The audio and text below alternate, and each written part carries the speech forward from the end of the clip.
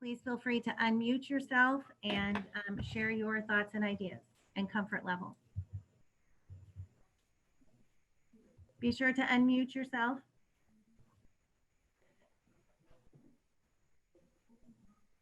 There it goes, finally clicked enough. I feel comfortable with that, understanding the COVID precautions, and that might be the best way to go, trying to consider how to sanitize everything every day. But I know from the end of the school, through the end of the school year last year, I think a lot of our kids were hurt with the online learning. The attendance was bad. It just, the structure wasn't there. The parents were unsure how to help educate their kids and keep it going. So I can support it. I just see that there's some difficulty with it too. Thank you.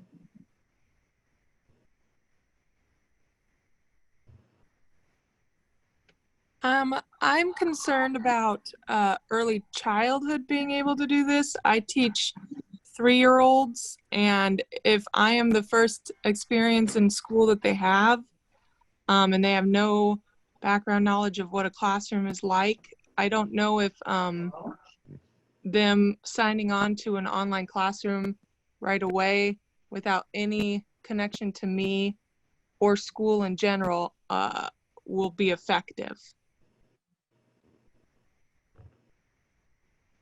And I feel the same way with special education. I would like to see special education addressed somehow. We do have smaller groups oftentimes, so maybe that would be a possibility. Okay. I teach ELL, and my kids didn't get any ELL support during online learning because we weren't allowed to. And so they're not getting what they need because I'm not in school and they're not in school. Thank you. And I think just based on what we learned last semester, student participation with online learning is considerably lower than anything that we could get face-to-face. I agree with that, but the thing with it is that it was completely unexpected. If we go in expecting it, maybe we could have a little bit better turnout than what we did. That was the trouble with everybody. We were all just like flabbergasted. I agree with that statement. And I also think that something to consider is that by maybe doing the 60 days now, we give ourselves the ability to be in school in the future without having more spikes, you know, by keeping control of the coronavirus or flattening it out right now. Maybe we can be in school in person for a longer stretch rather than start school and see spikes and then we have to suddenly close in the middle. So I'm comfortable with the 60 days. Seemed like too that it seemed like too the whole idea of non-student participation was in partly due to having very low expectations. So on the secondary level, we really did not, attendance didn't matter. Whether or not students showed up and had their video screen on, you didn't even really know whether they were even present. So we really didn't set the bar very high. So I think if we were to do 60 days in the future, we would have to have expectations and I don't know about consequences, but we'd have to have something there that says participation is a part of your grade, or I don't know what that looks like, but we just have to have more participation and have something there that's expected. Well, I don't know how it worked in the upper grades, but I know in early childhood, only having a couple of teachers doing the teaching and all other teachers were support to kind of review, I thought was not helpful. I don't think students are responding to that. I think that was part of why, because I had a relationship with my students, and I mean, I know going into the year, that's not going to happen at the get-go. for doing it online. That'll make building those relationships more difficult. But I had a relationship with my students, and so my students were not engaged in the lessons offered online because it was disconnected from them. And that's a lot to ask a 3 and 4-year-old to sit in front of a screen and listen to these teachers that they don't know. And it was unengaging and they just weren't interested. So I think being able to teach your own class is a huge part of that, at least for early childhood. Thank you. And 100% online learning for early childhood means that there has to be an adult in the home helping students access those things. I wanted to share an idea that I heard on teacher Twitter, that because a lot of people are concerned about the education being equitable for students that don't have internet access at home. An idea where all of the teaching and learning is 100% virtual, but where the school buildings are open for students who need a physical space to be, because parents and caregivers are not able to be home with them. I thought that was a pretty smart idea. And then also it would give a physical space for other specialist teachers that educators that might need to work with students one-on-one in a physical space. So that's something I wanted to share. That's something that has been new from what I've heard for the different hybrid and 100% attendance plans. That sounds really like something that should definitely be considered. That's because it's very difficult with some children who, the very young ones, and also for the students who really need their special ed services and things like that. I just think that we're going to have to do some sort of hybrid. I don't feel like there's not going to be a one size fits all, just like there's not in school. I think that, you know, the points about equity are really valid and really important, but I also was looking at some of the information about the money that our district received from the CARES Act. And one of the things that pretty significant amount of money can go towards is things like providing computer services or internet for our communities, so that we don't have to worry about our students not having access to high quality internet access. We could use some of that money for that. I think something else we should consider is special education teachers didn't really receive as much guidance as others. We felt like we were just kind of winging it, and our kiddos weren't getting the services that they needed. And then teachers that are changing positions, so maybe they're going younger or older, they're going to be completely at a loss for how to start online learning that way. So those are just a couple of my concerns. I also wondered, did we do the buses, or did I hear that in connection with some other school where a bus with wireless support drove by areas that didn't have wireless to give them hotspots? Yes, we did do that. Okay. I think that's also a good way. I think one of our big problems for us was timing. For participation and such, you know, we need a definite, if you're preschool, you get on from 9 o'clock to 10 o'clock. If you're first grade, you get on from such and such to such and such. A lot of people that I talk to online seem to think that you need to be there for the whole day, but when you break it down, you know, you really only get about probably 2 hours of instruction a day in school. You know, a lot of school is herding kids from one place to another. So.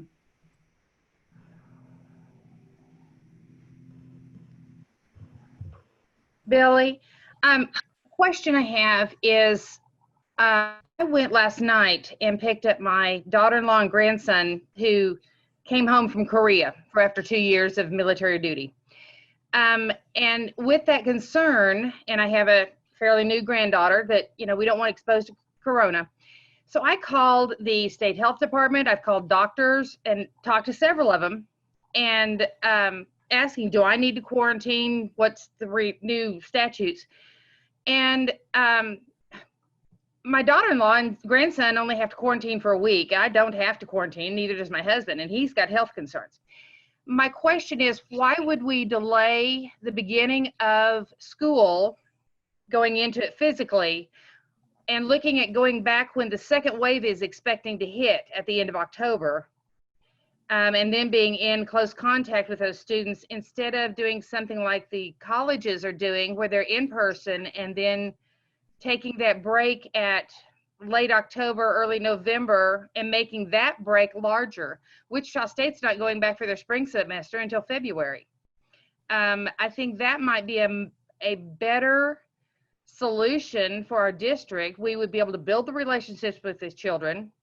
And as long as we are practicing our, social distancing and the masks or whatever required, extreme disinfecting, extreme hand washing, and then I think that might be a better solution. I think our cases, I have talked to several doctors, and the cases in Kansas, the reason they're going up is because more people are being tested. It's just like child abuse. You hear more about it because people are talking about it more. So, and that's what officials have told me. So I would vote for going back to school first and then taking a longer winter break. I would like to jump on that kind of. It's same situation, but my concern is if a student or a staff member tests positive, what is the protocol going to be? Are we going to shut down school for 2 weeks? Or are we going to sanction off that area?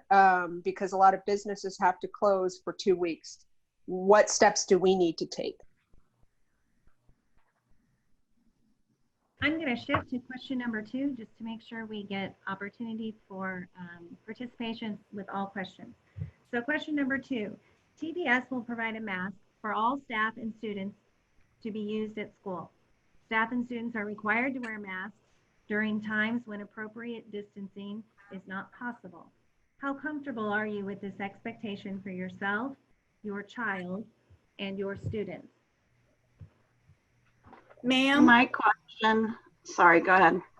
I just was going to point out that we need 2 masks, one to be washed and one to wear. Yeah. I had the same concern with the masks being safe for the kids if they're re-wearing the same thing. What kind of mask is being provided is my concern. And how are we going to enforce the wearing of masks? Is this going to be put into the school dress code so that we can enforce it? How is that going to work? Also, how much learning is actually going to be done if we keep trying to enforce the masks and distance and things like that? Like, are we going to be more focused on keeping with the guidelines or learning? Probably in the section, but I have several risk factors. I'm a teacher, and somebody at home who it looks like very, very probably has cancer. And so I'm not so comfortable with bringing COVID home from anyone. I think the masks are really important. I know you can spray, if you put peroxide in a spray bottle, you can kill the virus, just spray your mask. I think you could probably also run it through the dryer if it's a cloth mask. But, I'm concerned about the kids, and I'm concerned about the staff. And personally, I feel like we ought to follow a schedule and have hour-long classes with, if we had history and science alternate like they do at school, if we had math, and if we had language arts, and if we had a block of specials. The specials could be a study hall. They could help the kids. It could be an opportunity for the kids to socialize. And I don't know how that will work with the governor's plan or whatever, but I think the kids do need to be in school. If kids have to go to school and be supervised, I think they should be supervised in their online classes at school. there was talk about having 2 different teachers teach each class. One teach the kids while they're at school and the other teach the kids while they're at home, and alternate it. And to me personally, that just sounds crazy. And everybody needs a break in between sitting at hour-long classes. But if we did that, those blocks, I think we could give those breaks. And maybe if, with all the worries that people have, maybe we should start after there's a vaccine. When everybody can feel more comfortable. I'm sorry. Oh, I'm sorry. I have 2 concerns about masks. And the first is that, masks are intended for when you can't avoid being in close proximity to people. And we have a lot of different options for virtual instruction that would eliminate the need for masks because we could be socially distanced. And my other concern about masks is, we've talked a little bit about how important it is to build relationships with our students. And I am an elementary school teacher. And I know, and this is not like a dig at kids, this is just how kids are, that if we were to be in school, I would spend so much of my time constantly correcting kids because it's not the kind of thing that you can let slide because it's so important for health and for their health and for the health of everyone else in the classroom that, relationships between me and my students would deteriorate because of the constant reprimanding and the constant correction. I think that also we need to be cognizant of the fact that numbers right now do not look really great. I think on like June 24th, we had the highest daily rate of percentage. That would be a percentage positive out of those who were tested. So I don't know that we can necessarily say that that is just because more people are being tested because a higher percentage of them are testing positive. But it just is concerning to me that we're worried about starting when the flu season is starting, which we should be concerned about, because that might be a really suboptimal time to start. But right now, actually appears to be worse than April when we weren't going to. I also want to point out, as to Matt's point, that our portion of, because of the nature of waves, our portion of the wave looks different than it looked. We can't go by the east and the west, because they have the big airport centers. It's just now hitting us. We're still in that first wave. The second wave hasn't even begun to hit. So by the time, I don't know, we're going to start hitting our second wave way later than they are. We just can't go by national reporting on the waves. So thank you. I do want to take a minute and refocus the question around masks. We have 3 more questions following this. So just so everyone has the opportunity to address the question around requiring masks for teachers, students, and your own children. Okay, I'm Bev.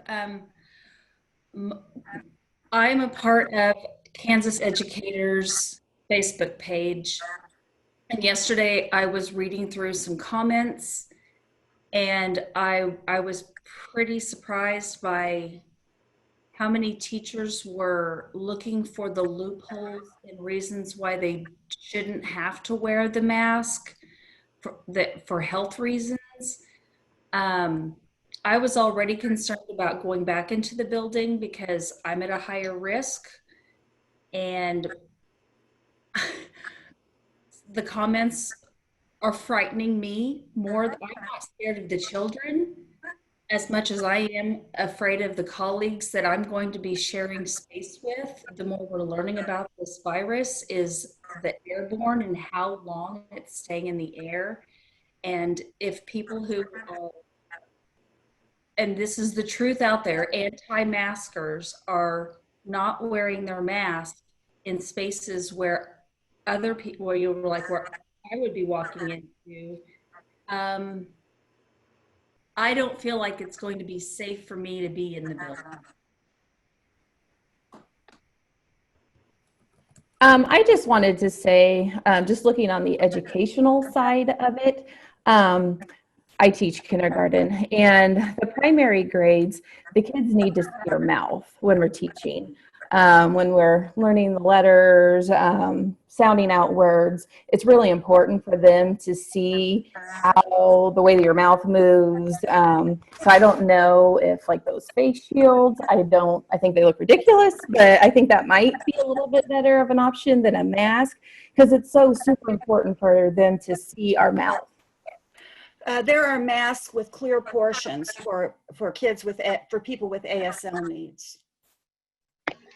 My name is Mary Akerstrom, and I want to get back to a minute to someone's comment about people refusing to wear masks and the anti-maskers, and that's real.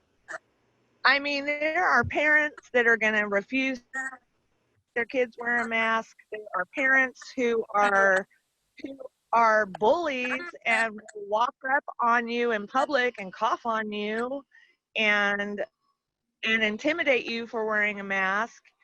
And I feel like we don't need to subject our teachers to further abuse, because everyone is already stressed out. Everyone is already at high anxiety just because of this pandemic. Trying to figure out how we can get back to normal is ridiculous.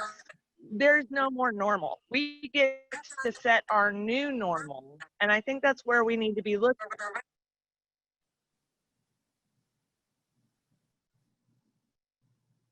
Okay, for the sake of time, I'm going to go on to question number 3. Thank you for all of your responses around masks.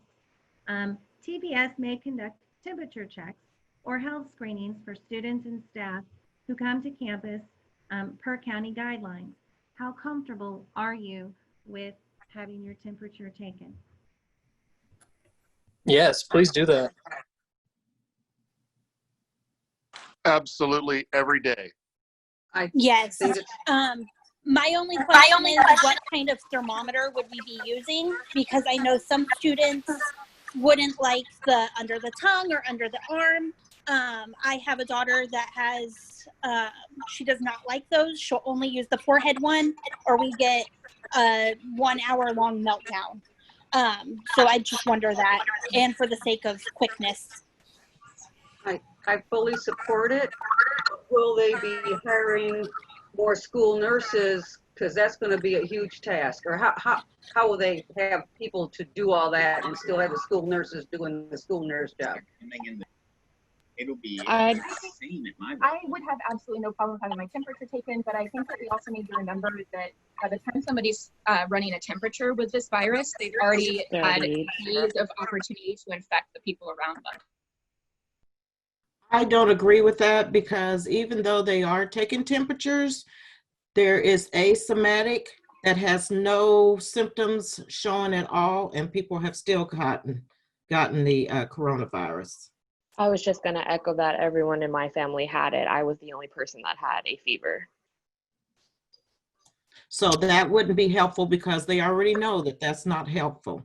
I mean, it'll show with the ones that do have it, but the ones that are holding it, you know, that have no symptoms, we can still catch it. We just seen that on the news where the husband had it and took it to the wife, and the husband had asymptomatic and the wife caught the virus. And what about those parents who choose to then give meds to their kids before school so they don't show a fever? Thank you. Exactly. That's what I was going to say, is we're going to have to do something about families that choose to send their kids sick to school. And honestly, some teachers that go to school sick, and particularly parents put their kids on the bus. They've already been medicated. You know, they don't feel well.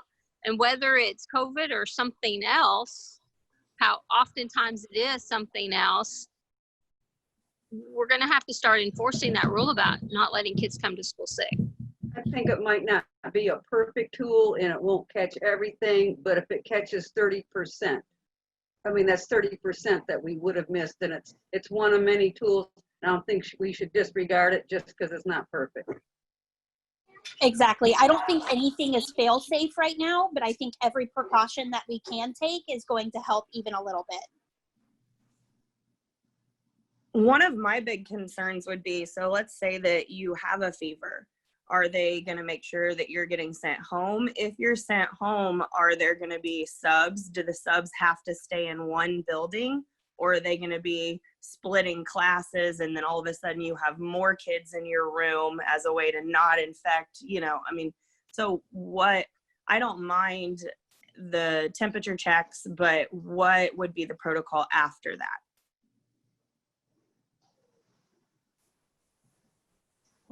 I think that temperature checks are, oh, I'm sorry.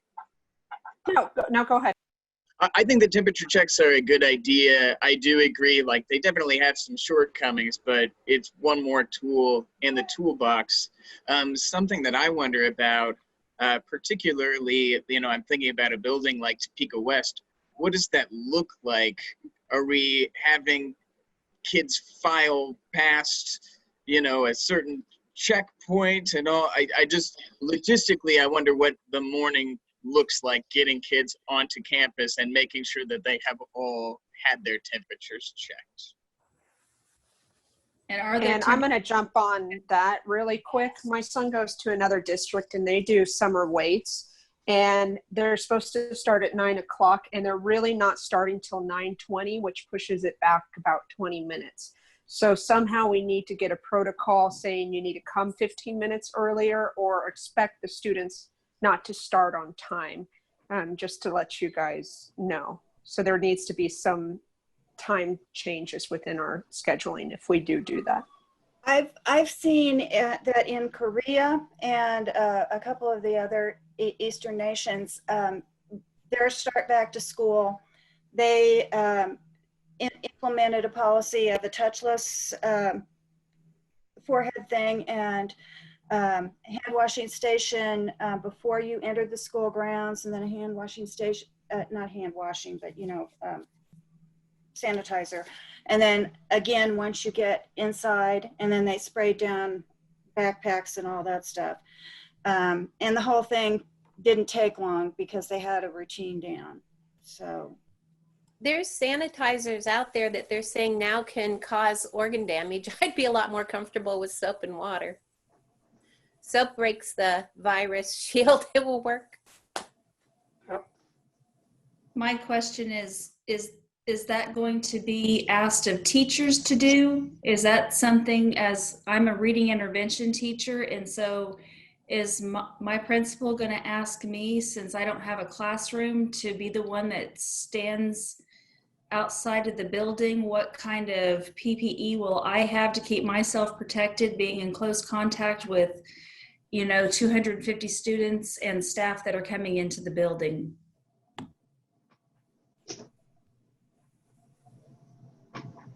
Okay, we're going to shift to question number 3, which has 4 parts to it. So our plan is to implement whichever scenario is allowed by the county and moves TPS closest to 100% of students on campus. A brief description of each scenario, and then we'll discuss each one individually. Scenario A, 100% of students, I need to get my glasses checked. 100% of students on campus with distancing requirements. That's the first scenario. So 100% of students on campus with distancing protocols. I don't know how we do distancing. We've got 20-some kids in a classroom. How do we do 6 feet? Yeah. And I mean, That's not feasible. We don't sit at Not assigned possible. seats and tables and stuff. I mean, there's free seating and lunch, and I mean, how do we do 6 feet distancing? I just don't know how. Would one way of that being like you take turns who's there when, though? Maybe like some days you have some kids, some days you have others? That might be the only way that that would work, because, I mean, you look at some of the schools alone, they have enough staff that beat out the number of people that should be together at one time, let alone adding in all the students. We'd have to put them up. There's no way. I think if you take this time and you have 100% of students on campus, and you went with that every other day idea, who's going to clean the rooms at the end of the day? You're going to need to hire more custodial help or give proper materials to the teachers to clean off all the iPads, Chromebooks, desks, all that nature, the books. I guess kids would have their own books, but that's another thing to keep in consideration. That's going to extend our duty day, which I really don't have a problem with that, but that's the consideration. We should also think for middle school and high school, I think every other day is fine, but I don't know about elementary. How are teachers who are teaching every day, but they have 5-year-olds at home? I can keep my middle school kids at home, my high school kids at home, but if I had little ones, I don't think that works. For middle school and high school, I think it's very feasible, but not for elementary. I think I messed up. I think that's a different option. I think I said that at the wrong spot. Okay, so yeah, you guys. AM, PM? You guys jumped ahead to scenario B, so we can jump ahead to that, which is. Sorry, Billy. That's okay. 50% of students on campus with distancing, and all other 50% of the students are learning remotely. So 50% on campus and 50 at any one time, and 50% learning remotely. My big concern with that is that it does eliminate the number of students that are in contact with each other at any given time, but then that puts staff and teachers as the disease vector. You know, whatever kid sneezes on me on Monday, I'm then giving that, whatever I got from that, to the kids that I see on Tuesday. So I don't think that that really completely solves the problem of schools turning into hotspots. No, and that's the thing too. What choice do we have as educators? I understand we have to think about the kids 100%. I totally get so many different elements that they're dealing with. But at the same time, just like what was just said, we're the ones who can't leave. We're the ones that can't get out of it because we're required to stay. And then we're required to see a whole new group of kids, and then a whole nother group of kids. And then those kids are going home, coming back, and who knows who they've had contact with or had, you know, I mean, that's the part that concerns me, just like that. We will become the cesspool that school sometimes already is.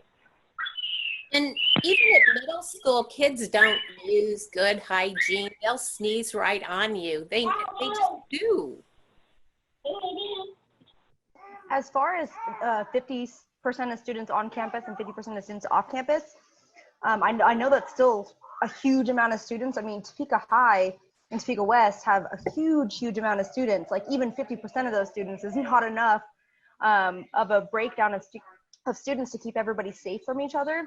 Another option could possibly be, if that's something that we have to do, is having students come in once a week even. So like breaking it up the alphabet and only having specific people coming in Monday, specific amount of students coming in Tuesday. And I know it's still that risk factor of, you know, staff and teachers are still on campus the entire time. But I mean, it does kind of break it down a little bit more to where it's only, not just 50% of students and something like that. So that could give us more space for students too. Just jumped up. Scenario C is primarily students in distance learning with some small group instruction happening on site. I would vastly prefer that, because I think our mistake, well, or maybe not a mistake, but I really don't think that an hour a day and a different subject every day is the best possible world. I think that we really should have class every day and be online with those kids. I know they need breaks. I know we need breaks, but I think that's the consistency that they need. I think we should take attendance. I think we should give honest grades instead of whatever they had third quarter. And, you know, if we do pass fail at the end of the quarter, fine, but the kids figure out real fast that what they do doesn't matter. I had a parent tell me that it didn't matter that her son wasn't coming to class or turning in work because he had an A. I would have school every day. I would do it online, and the kids who go to school, I'd supervise them online. I mean, and have sessions where they can have help. I went online in the afternoon with some kids and helped them. And I think that if they were getting actual grades, they might be more motivated. But I think we have to consider too, there's families that have older children that are probably going to be called to service to help them, and they're going to be getting their stuff done later in the day. And maybe some staff in the district might volunteer to help those kids in the evening instead of the morning, or, you know, have some shifting hours and Google numbers for them to call and get hold of staff to work with them. That's a good idea. And also, I think I saw in the comments, they were coming so quickly, about older kids maybe having their stuff later in the day. And like the younger kids, they really need it earlier in the day. And I know it's not fair to lean on those older kids, but a lot of families do, and they will, just like you said. And so maybe some sort of, you know, schedule like that would be good and helpful to them as well. Well, my thought is I have two kids that are going to be going into school. If I'm at school every day, they're at school every other day or on a small group basis or what have you, otherwise they're online, who's going to be facilitating their online learning? Who's going to be there to make sure they're on the Zoom sessions? Because my husband and I are both teachers. So I don't understand how that's going to work to ensure that my kids are getting their education that they desperately need, because I have to be at work as well. I think we should take attendance every single class. Right, but if I'm a teacher and my kids are doing online learning and I have to be in the building, my kids can't go because I'm not there. They're in preschool. They can't do it. So if they're taking attendance, they're going to get truant. I'm going to get in trouble because they're truant because I can't be there to facilitate their online learning. I wonder if we could come up with a different plan for elementary, because they are special. I really feel like we should. I don't think that you can decide on a plan that is going to make sense for preschool, for elementary, for middle school, and for high school and have it be the exact same plan. I really feel like you may need to look at each level and have a separate plan. I'm a sped para at Jardine Elementary, and my traditional hours are like from 8:20 to 3:40. If they need to change that around so I can help a teacher in an after-school group sit down and one-to-one tutor some kids, yay, I will. I'm willing. I'm sure almost all the other paras, some can't because situation. They got kids they got to be there for, or maybe a part-time job or a spouse that's not home. But I think most of us would be willing to jump in and accommodate that type of thing. So I have one more thing to add on to that. I am a first-year teacher, and I am going to be teaching kindergarten. One of the thoughts that I have of having a 50-50 option or any kind of blended opportunity where students are at home, if at any time they come back to school, they could risk exposing. So having 100% online, or sorry, 100% in person, in my opinion, would be more beneficial, because what are those students doing when they're at home, not in school? They could be going out and going to different places. A lot of the time when I was home this summer, I saw, even in the spring, I saw kids that were out at parks and doing different things that weren't involved with learning. So if it was online, it would have to be a majority of the time, and restrictions would have to be in place. But with kindergarten, there's no way that they're going to sit for multiple hours during the day to do learning on an iPad or any kind of device. It shouldn't be multiple hours. The actual instruction that takes place in a day just isn't multiple hours. So if we condense our instruction down to what it actually is, an hour should be sufficient. Okay, so I'm going to move on to scenario D, which is 100% of instruction is remote learning. I think that would work if you can hold the kids accountable. And that's the big thing I noticed from the spring, is that kids caught on that it wasn't getting graded. You're not getting, it doesn't matter if you're there or not. And a lot of times had screens off or they're playing there on their phones or video games while they're on, and there was no accountability to it. They knew that they didn't have to turn anything in. I almost had the full attendance to my classroom, but only maybe 4 people maybe did math work, and that's it. I completely agree with that statement that more accountability would be needed for students. At the first 2 weeks in the spring when we did it, I had really high participation of turning in assignments. Like 80–90% of my students were turning in assignments. At 8th grade language arts is what I do. And as they discovered that it really wasn't affecting their grade in a negative way, that it was only increasing their grade, those that had A's and B's stopped doing the work, and I only was getting assignments from those who had lower grades. And I try to build really, really strong relationships with students, and I felt like I had strong relationships with this group of students I was teaching this year. So even when you have the best relationships, without that accountability piece, even my honors class wasn't doing all of their assignments. So I do think that's something we definitely would need to consider. Some of my kids just can't get it online. They can barely get it if you're sitting next to them in the classroom. I don't know how that will work for them. Plus I'm thinking, unless I understood how the intent of this is, if it's 100% online, they're all home, and we are not designed to be daycare for kids, for their parents, but we are. Their kids are in school, they go to work. I don't know how we could support that. And can I jump in? Oh, I'm sorry. Yeah. I was just going to add that I teach special ed at Jardine Elementary, and I have the intensive instruction students. And I ran into the problem with, because I do kindergarten through 5th grade, I was having to get on with multiple classrooms and along with my own, which was fine. But the issue was we were trying to do work. A lot of the parents did not know how to do Seesaw and how to do the Google Classroom and the technology. And so I was trying to teach the parents, and I'm not very good with technology, as everyone knows at my building. So that was a real frustration and a real struggle. And so somehow we've got to help the parents too, so they have a better comfort level, so that they can feel successful and their children are successful.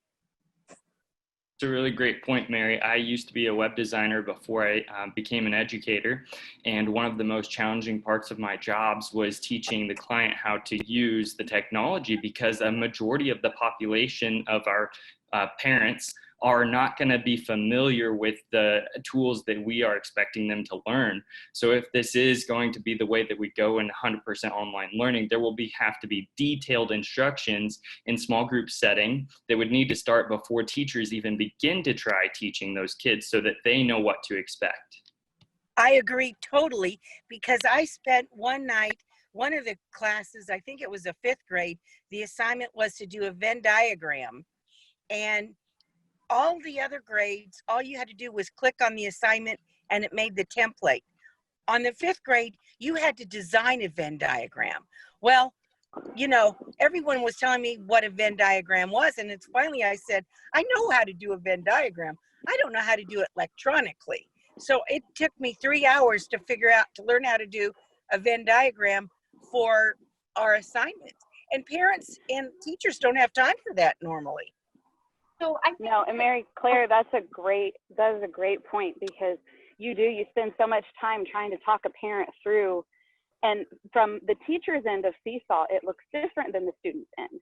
And I was lucky enough, I had my 2nd grader at home, so I was stealing her iPad and going, okay, so on her side, this is what it looks like, and trying to explain it to people. And parents, yeah. I mean, that is a huge source of frustration for them. And if we can help eliminate or at least alleviate some of that, it would help tremendously with their stress level. Because I had to talk so many parents down. I know a bunch of you probably did, because they were just so wound up in stress. And Casey, I agree. And some kids didn't get on, and parents finally said, Miss Halloran, I don't know how to do this, and I'm embarrassed. And I felt terrible. So I think that it's really important that we should realize that we have a limited but significant amount of time before school starts back. And as you know, we're looking at the data about infection rates and about how people are getting the illness, which you know, is getting worse and worse and worse. It seems like we're going to end up having to go virtual at some point. If hopefully, you know, it's going to be. I think we should start at the beginning of the year. We have some time right now to alleviate a lot of the problems that people are talking about and that we experienced in the spring. We need to do more communicating with parents. If we were to make the decision now about what we were going to do in August, then we would have the time to get that done. And I also thought that when we were meeting with our whole classes on Zoom, that can be overwhelming because there's so many kids that you're trying to interact with, and that perhaps especially with the elementary school, we were doing ours with everybody being on at the same time. It might be better to, in order to increase engagement, if you had smaller groups of kids meet more frequently throughout the day. So instead of having all 20 of your kids, maybe have, you know, 5 classes of 4. But I think that whatever, like we need to not waste the time that's ahead of us, and start, you know, decide what we want to do and start communicating with parents and with teachers and with students so that everyone's prepared. Okay, I am going to switch to the last Love question, that. just so that we ensure that everyone gets an opportunity to respond to all the questions. So the last question is very open-ended. What is your greatest concern about starting school?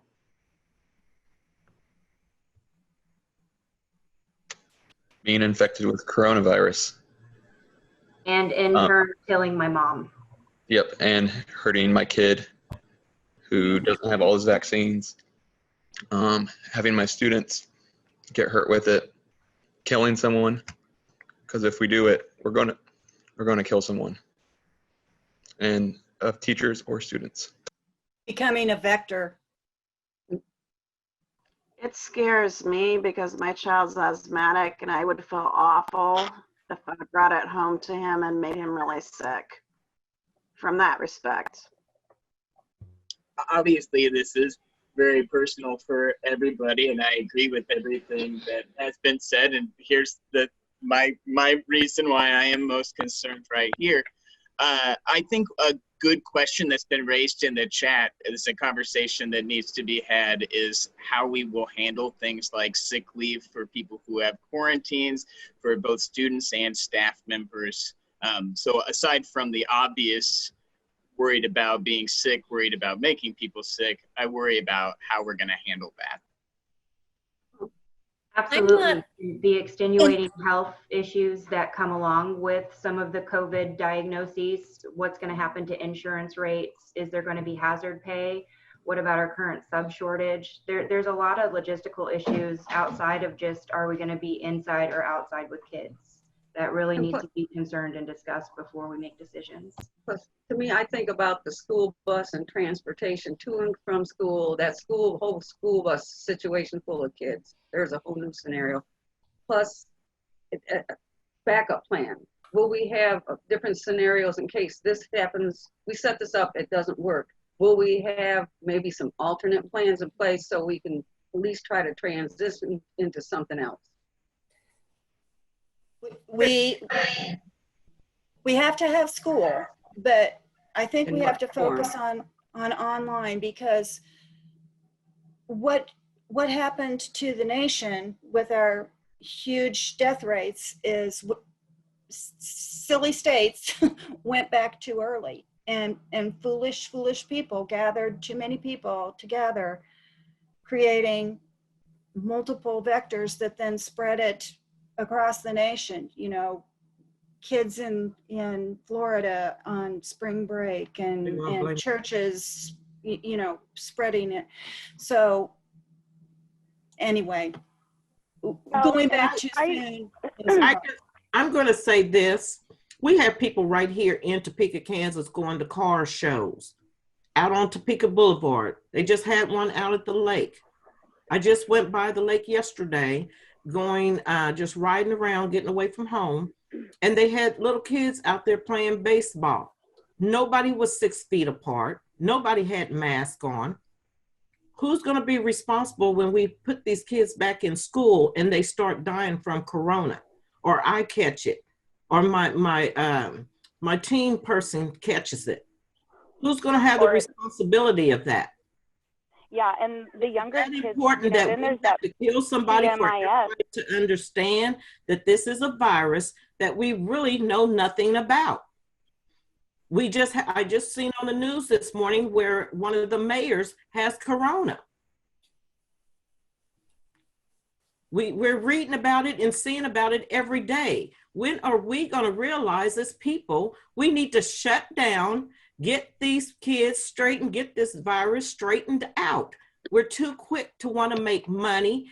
Are you thinking about people's lives in this? Come on, y'all. Right on, sister. We're talking about killing kids if one of them catch it. We got kids with things, you know, that asthma and immune deficiencies and all of this. Really, people, are we thinking? Is it worth it to lose somebody's life before we realize that this is a serious virus? Say that. Say that. I don't want to lose my life. They got a baby right there in their picture that I'm looking at, and they go to school and somebody's kid comes in with corona, or somebody else comes in with corona, and they carry it home and her husband gets it, the baby gets it. Is it worth losing a baby or a husband or a father or a mother? Is it that serious, my friends? Yes, it is. Come on now, we got to put our heads on right and really think about whose life is it? We just I just want to say I agree 100%. Baby, what this lady has to say. baby died from corona. They just had an 11-year-old die from corona. Are we listening? Well, it was pretty lovely last spring. I had a puppy who was extremely sick. And I had to take her to the vet, and having freedom to shuffle my time and really not be in school that much, except I had tons of sped stuff to do. And, you know, but I think that this year, if we're online, we need to be online with kids every day, every subject, and not, I mean, I work with wonderful staff, and I don't want it to come off as a criticism. It isn't. Well, we've got enough kids in this session. I need to leave 20 minutes early to go do this. And it had no effect, really, but it should have. Thank you. I really appreciate everyone's input. We have really only about 2 or 3 minutes left. I see many of the same faces today that I saw last night, and please come again tomorrow at 6:00 p.m. on Wednesday. We're having a third session. Please share with your colleagues. We truly want everyone's voice at the table so that we can make good decisions for students, for staff, for our community.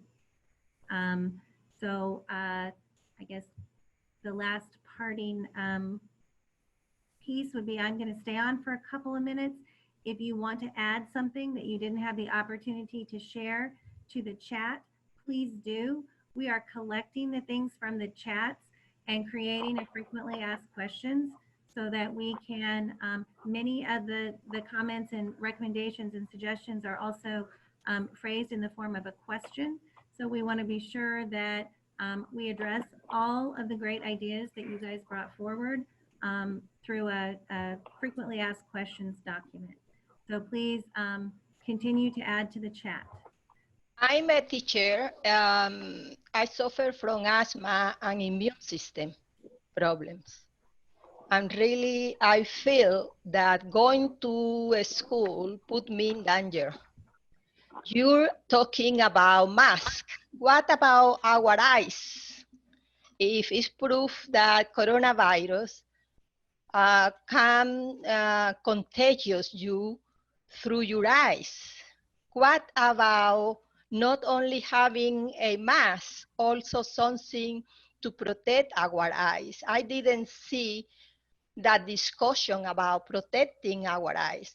And really, going to a school for me will be very difficult. I will be so stressed that I am going to get the virus, that my immune system is going to drop and put me more in danger. And really, if I need to go to school, I go, but who is going to grieve for me when I die?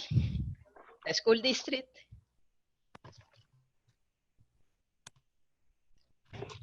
Thank you. I look forward to seeing many of the same faces again tomorrow night. Thank you for your input. Your feedback is really very important. Thanks. Billy, are we going to have time to go through and read all of these chats? I couldn't read and listen at the same time. So we're taking all of the comments and creating a frequently asked question document.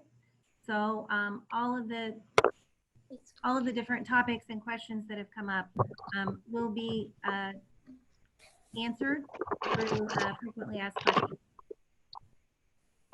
Is there any way we could get some health officials, public health officials, to join our meetings over this, since this is such a big decision? They have more information than we do.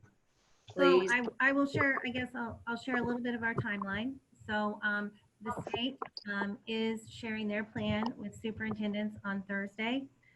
We have been very fortunate that Topeka Public Schools has representation on every KSDE committee. That gives us a little bit of edge on knowing what's coming and what's going on. I would also share that the intent is that we will share our plan or have our plan based on KSDE guidance documents, but also on the CDC guidance and our county health department guidance from Dr. Pizzino. So as we develop this plan, all of those entities are participating in our decision making. So, and then tentatively, our district plan will be released to principals and community, I believe next Monday. We're taking in your input and really working on getting answers to your questions in a thoughtful but quick way. There's been lots of conversation and talk, and this just adds and helps to our decision making. So thank you. Billy, can I say something real quick?